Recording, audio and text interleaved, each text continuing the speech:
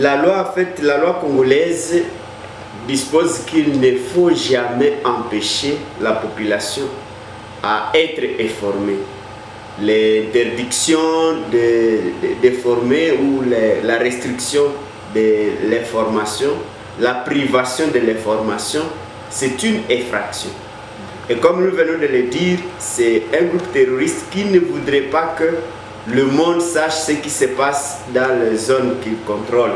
C'est pourquoi le M23 réunissant les journalistes, il ne devait que lui interdire de pouvoir diffuser ce qui se passe, parce que c'est à cause de ce genre d'informations que la communauté, tant nationale qu'internationale, a été informée des crimes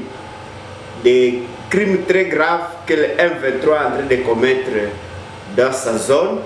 Et vous rappellerez par exemple les massacres de Kishiche et beaucoup d'autres crimes que le M23 était en train de commettre.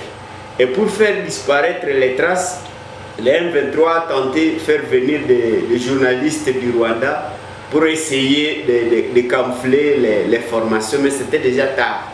Et comme les radios locales au niveau de Rutshuru relayent même des radios nationales et internationales, malheureusement, il y a encore une fois des informations qui viennent de cette zone et qui sont diffusées à Rutshuru même, et ça gêne les M23 attaques terroristes, attaques criminelles, et voilà pourquoi ils imposent la restriction de partage ou de diffusion des informations dans cette zone.